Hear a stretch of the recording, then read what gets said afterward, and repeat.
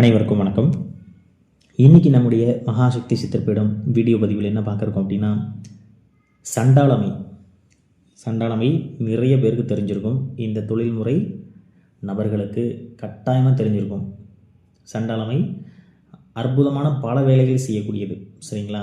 அதை மேக்ஸிமம் நிறைய பேர் கெடுதலுக்கு தான் பயன்படுத்துகிறாங்க. அதை வச்சு துஷ்ட சக்தியை விரட்டுறதுலேருந்து மிகப்பெரிய துஷ்ட ஏவலை விரட்டுவது வரைக்கும் நிறைய விஷயங்களுக்கு பயன்படுத்த முடியும்.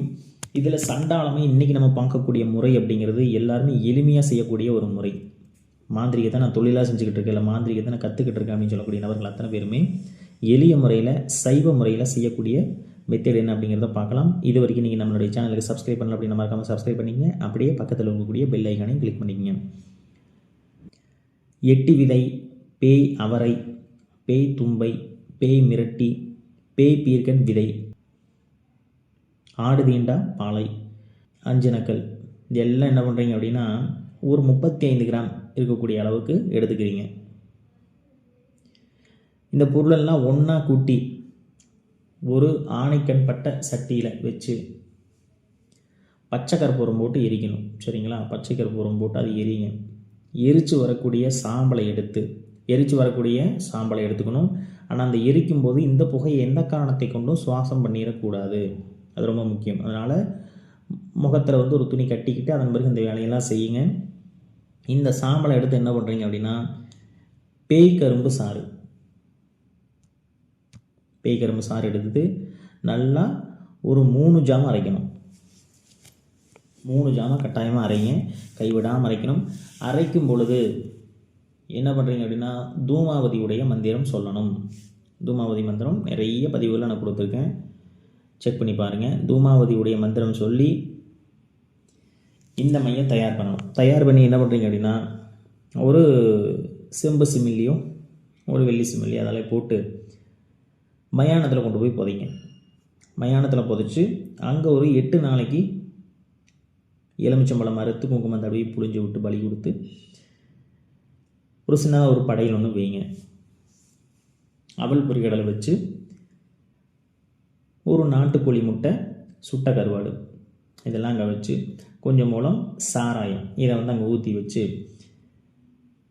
அரளிப்பூவால் என்ன பண்ணுறீங்க அப்படின்னா ஒரு 1008 உரு 8 நாளைக்கு நீங்கள் ஜபிக்கணும்.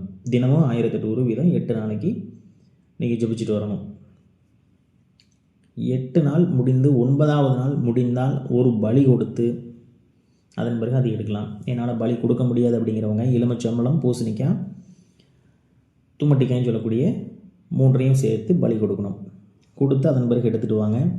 எடுத்துகிட்டு இதை தேவையின் பொழுது மட்டும் பயன்படுத்திட்டு திரும்பவும் எடுத்துகிட்டு போய் ஒரு ஊருக்கு ஒதுக்குப்புறமாக இருக்கக்கூடிய இடத்துல வச்சுருங்க. மயானத்தில் வைக்க முடிந்தால் இன்னும் சிறப்பு. என்னால் அடிக்கடி மயானம் போக முடியாதுங்க அப்படின்னு சொல்லக்கூடிய நபர்கள் வீட்டுக்கு வெளியில் ஏதாவது ஒரு பக்கம் மற்றவர்களுக்கு தொந்தரவு வராத வகையில் ஊருக்கு ஒதுக்குப்புறமாக வச்சிடணும். இதை நீங்கள் என்னென்ன வேலைக்கு பயன்படுத்தலாம் அப்படிங்கிறது உங்களுடைய திறமையை பொறுத்து.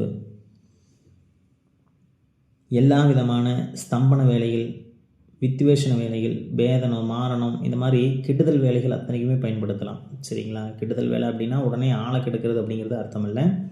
ஒரு வியாதியை தம்பனம் பண்ணலாம், ஒரு வியாதியை உச்சாரணம் பண்ணி ஓட்டலாம். சண்டாளம் இருக்கக்கூடிய இடத்துல எந்த விதமான துஷ்ட சக்தியுமே நெருங்க முடியாது, சரிங்களா? அந்தளவுக்கு சிறப்பான வேலை அப்படிங்கிறத செய்யும். அதனால் 100% அற்புதமாக பலன் தரக்கூடிய மை இது. இதை தயார் பண்ணி வச்சுக்கோங்க. மாந்திரிகம் நான் கற்றுக்கிட்டு இருக்கேன் அப்படின்னாலும் சரி, இது இப்போ தான் நான் மாந்திரிகம் படிக்க ஆரம்பிக்கிறேன், இல்லை மாந்திரிகம் நான் தொழிலாக செய்கிறேன், எந்த முறையில் நீங்கள் மாந்திரிகம் கற்றுக்கிறீங்க, தொழிலாக செய்கிறீங்க அப்படின்னாலுமே உங்கள்கிட்ட இந்த மாதிரியான மை வகைகள் இருக்கணும். அப்போ தான் எந்த ஒரு காரியத்தையுமே சவால் விட்டு செஞ்சு தர முடியும். என்கிட்ட எந்த பொருளுமே இல்லைங்க, வெறும் விபூதியிலே நான் மந்திரிக்கணும் அப்படின்னா நடக்காத காரியம், சரிங்களா? அதனால் இந்த மாதிரியான பொருட்கள் எல்லாமே இருக்கணும். நீங்கள் இந்த மாதிரி மை அரைக்கக்கூடிய நாள் அன்று கோச்சாரப்படி சூரியனுக்கு சந்திரன் 6, 8, 12 இந்த வீட்டில் இருக்கணும். அதையும் பார்த்துக்குங்க. சூரியன் இருக்கக்கூடிய இடத்துலேருந்து சந்திரன் 6, 8, 12 இருக்கணும். அதாவது சூரியனுக்கு சந்திரன் மறைந்து இருக்கணும், அது ரொம்ப முக்கியம். அப்படி இருந்தால் மட்டும்தான் இந்த மை அற்புதமாக வேலை செய்யும். இதே போல் மீண்டும் ஒரு பதிவில் உங்களை சந்திக்கிறேன். இது வரைக்கும் நீங்கள் நம்மளுடைய சேனலுக்கு சப்ஸ்கிரைப் பண்ணலாம் அப்படின்னா மறக்காமல் சப்ஸ்கிரைப் பண்ணிங்க. அப்படி பக்கத்தில் கூடிய பெல் ஐக்கானை கிளிக் பண்ணிக்கங்க. நன்றி, வணக்கம்.